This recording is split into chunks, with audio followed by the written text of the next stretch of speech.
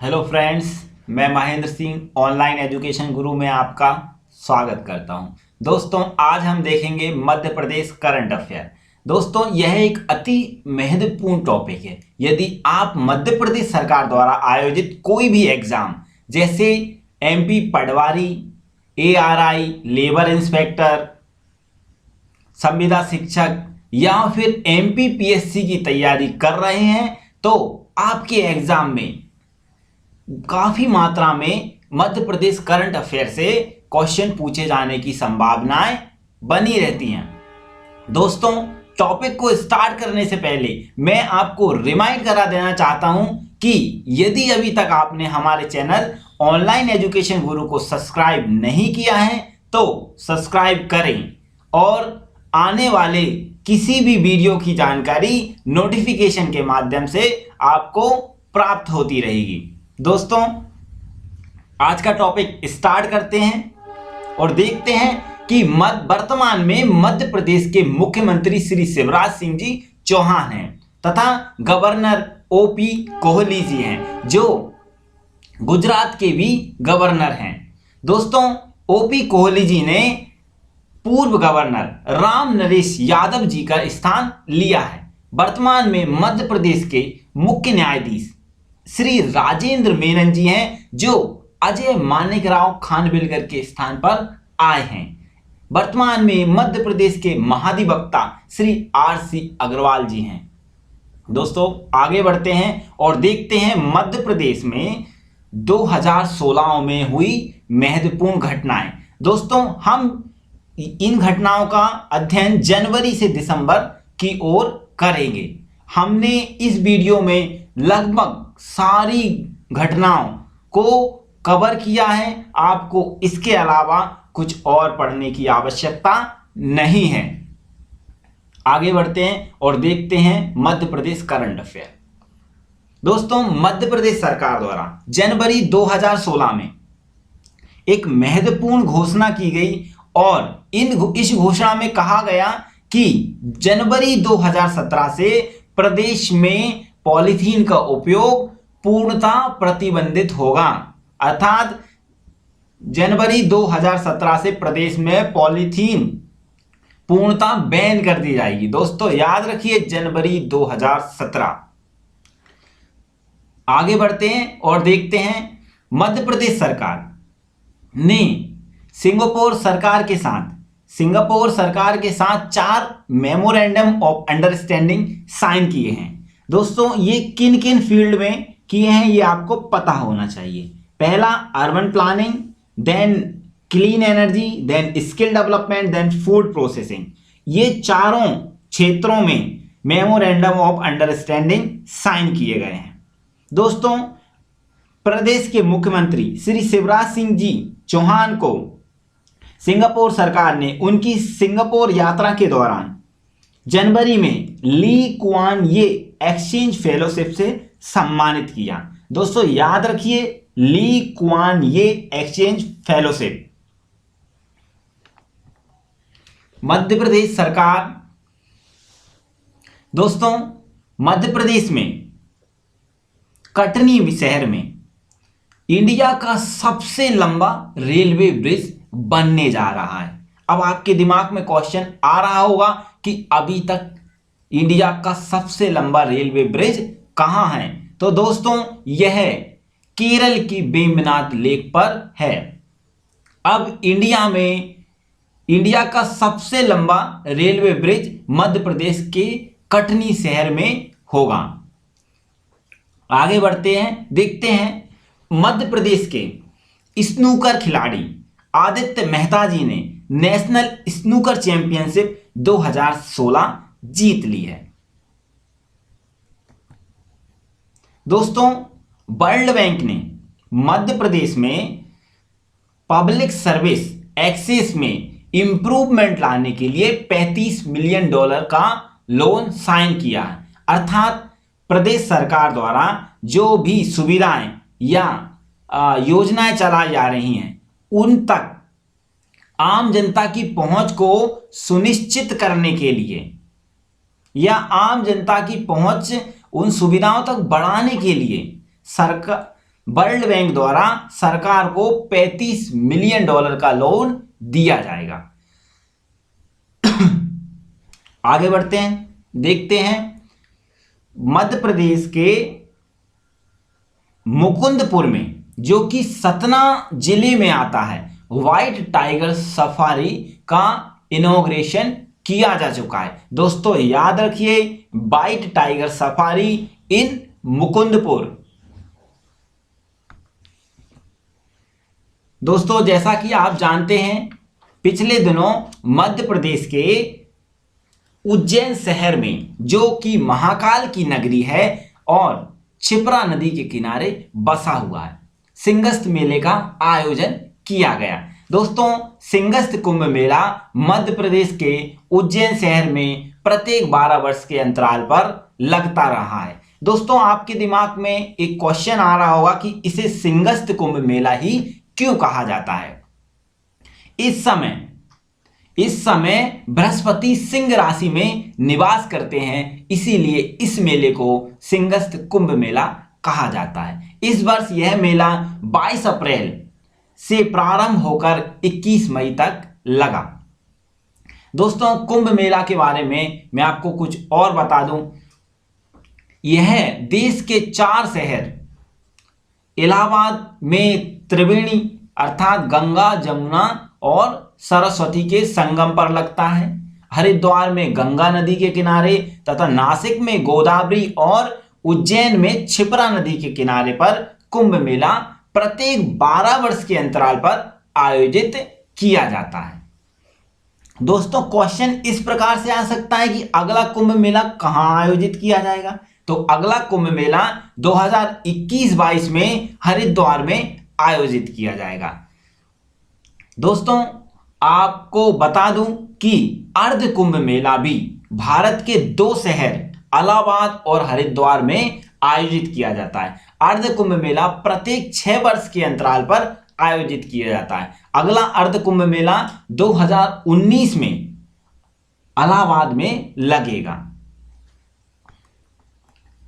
दोस्तों इंडिया की पहली महिला बाइकर बीनू पालीवाल जी का मध्य प्रदेश के राजधानी भोपाल से 100 किलोमीटर की दूरी पर स्थित शहर ग्यारसपुर में बाइक स्लिप हो जाने की वजह से मृत्यु हो गई। दोस्तों इस दौरान वह जम्मू कश्मीर से कन्याकुमारी के टूर पर थी। दोस्तों याद रखिए, इंडिया की पहली महिला बाइकर बीनू पालीवाल जी का मध्य प्रदेश के ग्यारसपुर शहर में निधन हो गया है। दोस्तों मुख्यमंत्री शिवराज सिंह जी चौहान द्वारा एक योजना चलाई गई थी जिसका नाम था मुख्यमंत्री कन्या विवाह योजना। अब से इस योजना के अंतर्गत विधवा पुनर्विवाह भी किए जाएंगे, अर्थात मुख्यमंत्री कन्या विवाह योजना में अब विधवा पुनर्विवाह को भी शामिल किया जा चुका है। यह घोषणा मुख्यमंत्री श्री शिवराज सिंह जी चौहान ने 8 मार्च 2016 को की। दोस्तों मध्य प्रदेश उच्च न्यायालय ने प्रमोशन में आरक्षण को असंवैधानिक बता दिया है, अर्थात अब से मध्य प्रदेश सरकार में कार्यरत कर्मचारियों को आरक्षण के आधार पर प्रमोशन नहीं दिया जाएगा। यह घोषणा मध्य प्रदेश हाई कोर्ट ने मई 2016 में की है। दोस्तों नरेंद्र जी मोदी द्वारा एक महत्वपूर्ण योजना चलाई गई थी जिसका नाम था उदय का फुल फॉर्म है उज्ज्वल डिस्कॉम अश्योरेंस योजना। उज्ज्वल डिस्कॉम अश्योरेंस योजना, यह योजना घाटे में चल रही बिजली वितरण कंपनियों के उद्धार के लिए चलाई गई थी। मध्य प्रदेश सरकार ने भी इस योजना को ज्वाइन कर लिया है और सरकार इस योजना को ज्वाइन करने वाला यह 15वां राज्य बन गया है। दोस्तों क्वेश्चन इस प्रकार से आ सकता है कि पहला राज्य कौन सा था जो इस योजना को ज्वाइन किए था। तो पहला राज्य था झारखंड। दोस्तों हम मोदी सरकार द्वारा चलाई गई सभी योजनाओं पर एक वीडियो पहले ही बना चुके हैं, आप आपको यदि इस योजना के बारे में अधिक जानकारी चाहिए तो आप हमारा पुराना वीडियो देख सकते हैं। आगे बढ़ते हैं। मध्य प्रदेश में उजाला स्कीम का शुभारंभ केंद्रीय ऊर्जा राज्य मंत्री श्री पीयूष गोयल द्वारा किया गया। दोस्तों याद रखिए, उजाला स्कीम का शुभारंभ केंद्रीय ऊर्जा राज्य मंत्री पीयूष गोयल जी द्वारा किया गया। इसका लक्ष्य अगले 6 माह में 3 करोड़ एलईडी बल्ब बांटने का रखा गया था। ये एलईडी बल्ब की क्वालिटीज के बारे में मैं आपको बता दूं, ये 9 वॉट का एक बल्ब होगा जो सिर्फ 85 रुपये अर्थात 85 रुपीज में दिया जाएगा, जबकि इसकी मार्केट प्राइस लगभग 300 रुपये है। भेल, दोस्तों भेल अर्थात भारत हैवी इलेक्ट्रिकल लिमिटेड जो एक महारत्न कंपनी है ने 600 मेगावाट का thermal power plant coal based, दोस्तों याद रखिएगा, coal based thermal power plant लगाने की घोषणा की है। यह पावर प्लांट मध्य प्रदेश के सिवनी जिले में लगाया जाएगा। दोस्तों याद रखिएगा, 600 megawatt coal based thermal power plant in Seoni district. अब मैं आपको भेल के बारे में कुछ बता देता हूं। भेल की स्थापना 1964 में की गई थी और यह केंद्र सरकार द्वारा पूर्णतः गवर्न की जाती है। दोस्तों इसे महारत्न कंपनी का स्टेटस 2013 में प्राप्त हुआ था, अर्थात यह 2013 से एक महारत्न कंपनी मानी जाती है। आगे बढ़ते हैं और देखते हैं कि मध्य प्रदेश सरकार हैप्पीनेस डिपार्टमेंट, अर्थात अब से सरकार का एक और डिपार्टमेंट होगा जिसे हैप्पीनेस डिपार्टमेंट नाम दिया गया है। वह हैप्पीनेस डिपार्टमेंट बनाने वाला देश का पहला राज्य बन गया है। दोस्तों याद रखिए, Madhya Pradesh becomes the first state to have the happiness department, अर्थात हिंदी में कहें तो खुशहाली विभाग। यह डिपार्टमेंट प्रदेश के मुख्यमंत्री श्री चौहान जी द्वारा भूटान में इस प्रकार का डिपार्टमेंट है उसकी तर्ज पर बनाया गया है।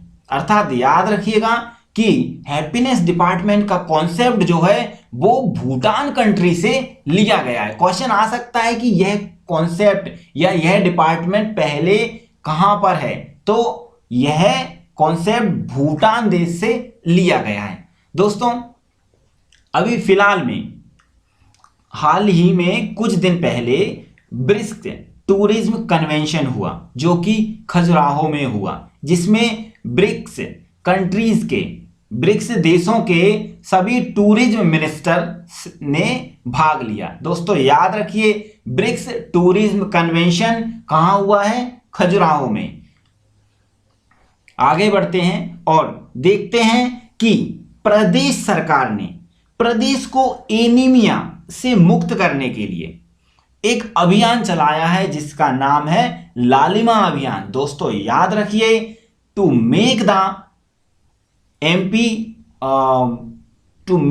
MP free from anaemia, government had launched Lalima अभियान। एनीमिया क्या होता है? एनीमिया एक रोग होता है जब रक्त में हीमोग्लोबिन की कमी हो जाती है, अर्थात रक्त में ऑक्सीजन की मात्रा कम हो जाती है, तो हम कहते हैं कि एनीमिया रोग हो गया है। अर्थात रक्त में लाल रक्त कणिकाओं की कमी हो जाने के कारण एनीमिया रोग हो जाता है। तो याद रखिए, एनीमिया से फ्री बनाने के लिए, स्टेट को एनीमिया मुक्त बनाने के लिए लालिमा अभियान चलाया गया है। आगे बढ़ते हैं और देखते हैं। दोस्तों आपने ease of doing business report का नाम सुना होगा। मध्य प्रदेश भारत सरकार द्वारा हाल ही में state wise ease of doing business की रिपोर्ट जारी की गई है, जिसमें प्रथम स्थान पर ईज ऑफ डूइंग बिजनेस के मामले में आंध्र प्रदेश और तेलंगाना संयुक्त रूप से हैं। दूसरे स्थान पर गुजरात, तीसरे स्थान पर छत्तीसगढ़ तथा Madhya Pradesh ease of doing business report में चौथे स्थान पर बना हुआ है। दोस्तों, ease of doing business index के बारे में मैं आपको और बता देता हूं। यह इंडेक्स वर्ल्ड बैंक द्वारा जारी किया जाता है और यदि भारत की बात करें तो 2016 में भारत की रैंक 130 है और इस बार ease of doing business index में जो प्रथम स्थान पर है वह देश है न्यूजीलैंड। दोस्तों याद रखिएगा, ease of doing business index में इस बार टॉप पर न्यूजीलैंड है। आगे बढ़ते हैं और देखते हैं मोदी सरकार अर्थात मोदी जी की भोपाल यात्रा के दौरान मोदी जी ने भोपाल की राजधानी, मध्य प्रदेश की राजधानी भोपाल में, मोदी जी ने मध्य प्रदेश की राजधानी भोपाल में शौर्य स्मारक का इनॉग्रेशन किया। दोस्तों, शौर्य स्मारक उन लोगों की याद में बनाया गया है जिन्होंने देश के लिए अपना बलिदान दिया है। दोस्तों याद रखिए, शौर्य स्मारक कहां बनाया गया है? भोपाल में, और इसका इनॉग्रेशन श्री नरेंद्र जी मोदी द्वारा किया गया है। आगे बढ़ते हैं, देखते हैं मध्य प्रदेश सरकार ने सभी गवर्नमेंट नौकरियों में अर्थात अब से सरकारी नौकरियों में मध्य प्रदेश सरकार द्वारा महिलाओं को 33% आरक्षण दिया जाएगा। देखते हैं मध्य प्रदेश में प्रथम मेगा फूड पार्क का पनवा गांव, कासरवाड़ तहसील तथा खंडवा जिले में शुभारंभ किया जा चुका है। यह शुभारंभ हमारी फूड प्रोसेसिंग मिनिस्टर अर्थात खाद्य एवं प्रसंस्करण मंत्री श्रीमती हरसिमरत कौर बादल जी द्वारा किया गया। दोस्तों, इस मेगा फूड पार्क का नाम क्या है? Indus mega food park private limited. दोस्तों याद रखिएगा, फर्स्ट मेगा फूड पार्क कहां बना है? पनवा गांव में, जो कासरवाड़ तहसील तथा खंडवा डिस्ट्रिक्ट के अंतर्गत आता है। आगे बढ़ते हैं दोस्तों, हर बार की तरह इस बार भी मध्य प्रदेश सरकार ने लगातार चौथी बार कृषि कर्मण अवार्ड जीत लिया है। अर्थात मध्य प्रदेश लगातार चौथी बार कृषि कर्मण अवार्ड से सम्मानित किया गया है। दोस्तों,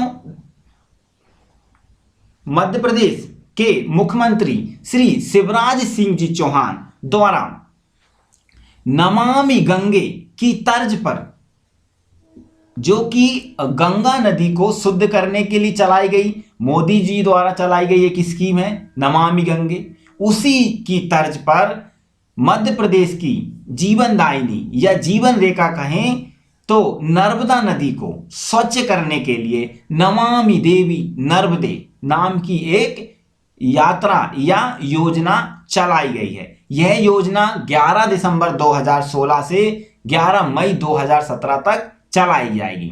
दोस्तों, यह यात्रा अमरकंटक, जो कि अनूपपुर जिले में है, से सोंदवा अर्थात अलीराजपुर जिले तक चलाई जाएगी। दोस्तों, इस यात्रा में 16 जिले और 1100 गांव कवर किए जाएंगे और इस योजना का मुख्य लक्ष्य नर्मदा को प्रदूषण मुक्त करना है। याद रखिए, नमामि देवी नर्मदे का लक्ष्य जो है नर्मदा को प्रदूषण मुक्त करना है और यह 16 जिले कवर करेगी तथा 1100 गांव भी कवर किए जाएंगे। यह अमरकंटक से लेकर सोंदवा तक चलाई गई है। 11 दिसंबर से 11 मई तक चलाई गई है। दोस्तों, आप देख सकते हैं यह नर्मदा नदी का मैप है। आगे बढ़ते हैं और देखते हैं बजट 2016-17। दोस्तों, बजट 2016-17 में मध्य प्रदेश का फिजिकल डिफिसिट अर्थात राजकोषीय घाटा लगभग 3.5% रहने की संभावना जताई गई है। दोस्तों, इस बार बजट में सरकार द्वारा कुछ इनिशिएटिव उठाए गए हैं, तो हम एक बार उनको डिस्कस कर लेते हैं। दोस्तों अंतरजातीय विवाह को उत्साहित या प्रमोशन करने के लिए सरकार द्वारा पहले 50,000 रुपए की राशि दी जाती थी। अब अंतरजातीय विवाह को प्रोत्साहित करने के लिए पुरस्कार राशि 50,000 से बढ़ाकर 2 लाख रुपए कर दी गई है। दोस्तों बजट में ई शक्ति कैंपेन चलाने की बात की गई है। अब ये ई शक्ति कैंपेन क्या है? दोस्तों ई शक्ति कैंपेन में 3 लाख ग्रामीण महिलाओं को इंटरनेट का उपयोग कि इंटरनेट कैसे उपयोग करते हैं यह सिखाने का लक्ष्य रखा गया है। दोस्तों याद रखिएगा, ई शक्ति कैंपेन में 3 लाख ग्रामीण महिलाओं को इंटरनेट का उपयोग सिखाना का लक्ष्य रखा गया है। दोस्तों अगला इनिशिएटिव देखते हैं, ऊषा किरण केंद्र।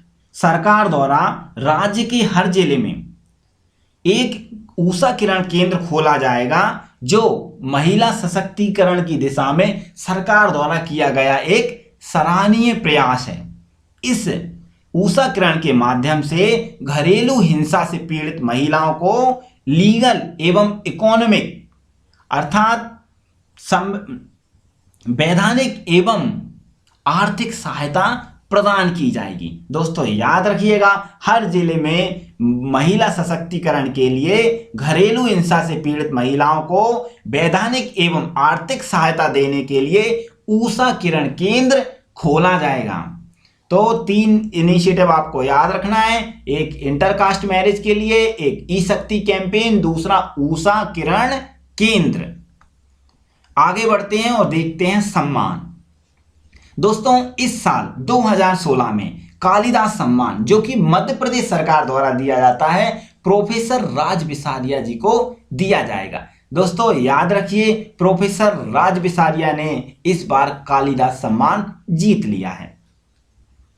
अब आगे बढ़ते हैं और देखते हैं मध्य प्रदेश के पूर्व गवर्नर मोहम्मद शफी कुरैशी, जो कि कांग्रेस के जम्मू कश्मीर में एक गद्दावर नेता माने जाते थे, उनका इस साल निधन हो गया है। दोस्तों वह मध्य प्रदेश के 19वें गवर्नर थे और 2 बार लोकसभा के लिए निर्वाचित हुए थे। याद रखिएगा, वो मध्य प्रदेश के 19वें गवर्नर थे और जम्मू कश्मीर में कांग्रेस के गद्दावर नेता माने जाते थे। और एक और घटना हुई, मध्य प्रदेश के पूर्व गवर्नर श्री राम नरेश जी यादव का निधन हो गया है। वह उत्तर प्रदेश के मुख्यमंत्री रहे थे। अब कब से कब तक रहे थे? वह 1977 से 1979 तक मध्य प्रदेश के मुख्यमंत्री रहे थे और वह मध्य प्रदेश के गवर्नर अगस्त 2011 से सितंबर 2016 तक रहे हैं। दोस्तों याद रखिएगा, क्वेश्चन इस प्रकार से आ सकता है कि हाल ही में राम नरेश यादव जी का निधन हो गया है, वह किस राज्य के मुख्यमंत्री रहे थे? तो आपको याद रखना है कि वह उत्तर प्रदेश के मुख्यमंत्री रहे थे। तो दोस्तों ये था मध्य प्रदेश करंट अफेयर 2016।